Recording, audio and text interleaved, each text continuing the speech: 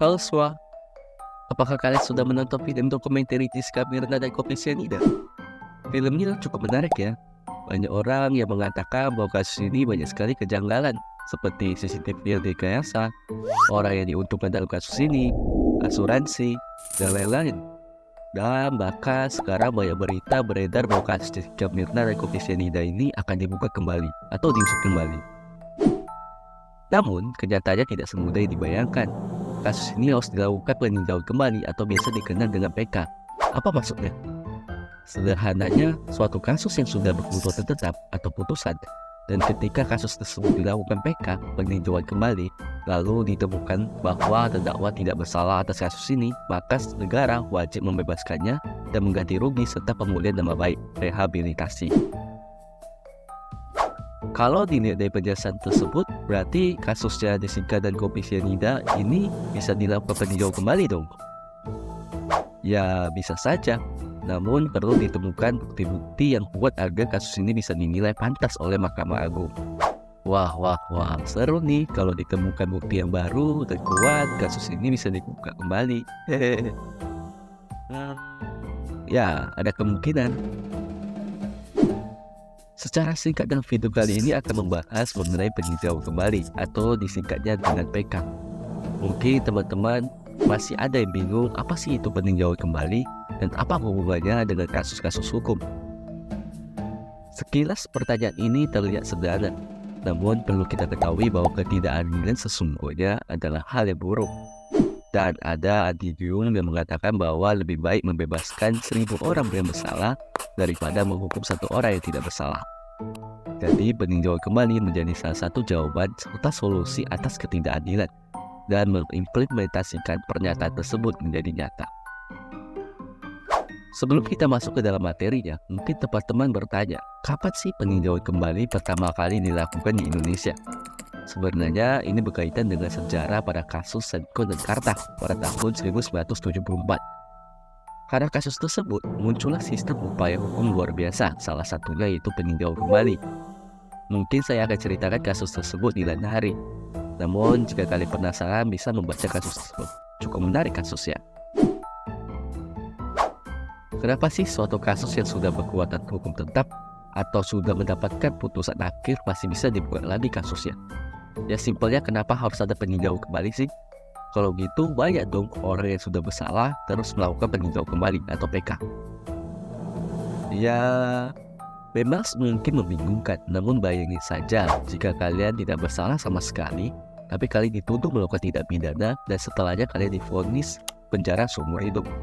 Apakah kalian akan terima? Berarti yang salah penegak hukum dong. Orang nggak bersalah kok dipenjara. Nah itu dia salah satu alasan mengapa ada namanya upaya hukum luar biasa, yaitu peninjauan kembali. Jadi kalian diberi kesempatan untuk membuktikan bahwa putusan hakim salah dengan membawa bukti baru. Dan untuk menjawab pertanyaan ini, sebenarnya ada syarat dan ketentuan dari Mahkamah Agung untuk menilai bahwa kasus ini dapat dilakukan peninjauan kembali dari beberapa bukti baru yang dihadiri. Walaupun hampir setiap kasus bisa dilakukan peninjauan kembali, tetapi putusannya bisa saja tetap sama dengan sebelum dilakukan peninjauan kembali. Oh, baik. Selanjutnya membahas mengenai pengertian peninjauan kembali atau disingkat dengan PK. Merupakan suatu upaya hukum yang dapat ditempuh oleh terpidana dalam suatu kasus hukum terhadap suatu putusan pengadilan yang telah berkekuatan hukum tetap dalam sistem peradilan di Indonesia.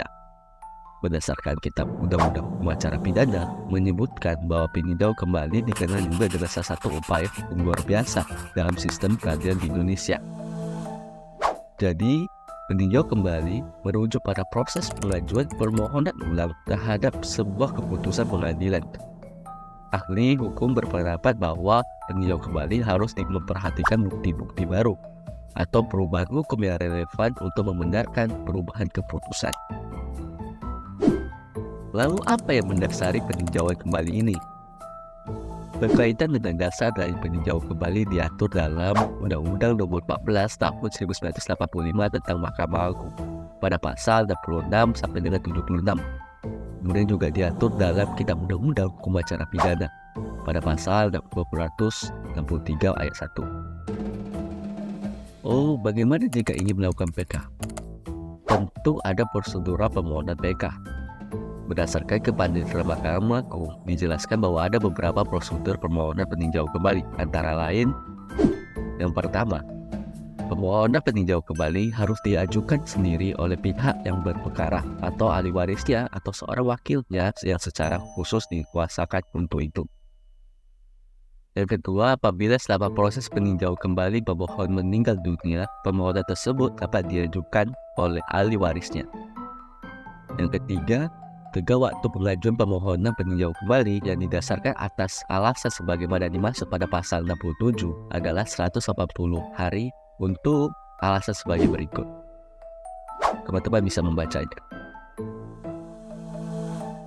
Selanjutnya yang keempat, permohonan peninjau kembali diajukan oleh pemohon kepada Mahkamah Agung melalui ketua pengadilan yang memutus perkara dalam tingkat pertama dengan membayar biaya perkara yang diperlukan. Yang kelima, Mahkamah Agung memutus permohonan peninjau kembali pada tingkat pertama dan terakhir. Yang keenam, permohonan peninjau kembali diajukan oleh pemohon secara tertulis dengan menyebutkan sejelas-jelasnya alasan yang dijadikan dasar permohonan itu dan dimasukkan di kepaniteraan pengadilan negeri yang memutus perkara dalam tingkat pertama. Selanjutnya yang ketujuh, apabila pemohon tidak dapat menulis, maka ia menguraikan permohonannya secara lisan di hadapan ketua pengadilan negeri yang memutus perkara dalam tingkat pertama atau hakim yang ditunjuk oleh ketua pengadilan yang akan membuat catatan tentang permohonan tersebut. Selanjutnya ke-8, setelah ketua pengadilan negeri yang memutus perkara dalam tingkat pertama menerima permohonan peninjauan kembali, maka panitera berkewajiban untuk selama-lamanya dalam waktu 14 hari memberikan atau mengirimkan salinan permohonan tersebut kepada pihak lawan pemohon. Selanjutnya ke-9, tengah waktu bagi pihak lawan untuk mengajukan jawaban adalah 30 hari setelah tanggal diterimanya salinan permohonan peninjauan kembali.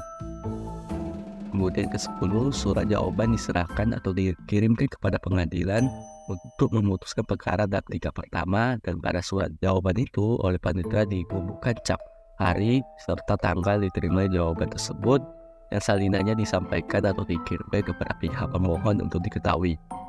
Selanjutnya ke-11, pemohon tersebut lengkap dengan berkas perkara beserta biaya oleh panitera dikirimkan kepada Mahkamah Agung selama-lamanya dalam jangka waktu 30 hari. Selanjutnya juga untuk permohonan peninjau kembali tidak diadakan surat menyurat antara pemohon dan atau pihak lain dengan Mahkamah Agung. Selanjutnya yang ke-13, Mahkamah Agung berwenang memerintahkan pengadilan negeri yang memeriksa perkara dalam tingkat pertama atau pengadilan tingkat banding mengadakan pemeriksaan tambahan atau meminta segala keterangan serta pertimbangan dari pengadilan yang dimaksud. Pengadilan setelah melaksanakan perintah Mahkamah Agung segera mengirim berita acara pemeriksaan tambahan serta pertimbangan kepada Mahkamah Agung. Selanjutnya ke-14, Mahkamah Agung akan meminta keterangan dari Jaksa Agung atau pejabat lain yang diserahkan tugas penyidikan apabila diperlukan. Kemudian yang ke-15, dalam hal Mahkamah Agung mengabulkan permohonan peninjau kembali, Mahkamah Agung membacakan putusan yang memohonkan peninjau kembali tersebut dan selanjutnya memeriksa serta memutus sendiri perkara. Selanjutnya ke-16, Mahkamah Agung menolak permohonan peninjau kembali dalam hal Mahkamah Agung berpendapat bahwa permohonan itu tidak beralasan.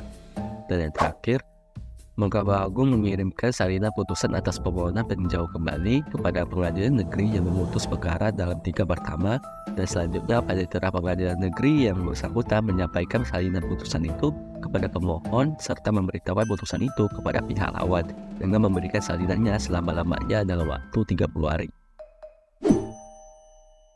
Dan perlu diingat bahwa pada waktu mengajukan peninjauan kembali, pemohon harus memiliki bukti yang tidak pernah dikemukakan sebelumnya.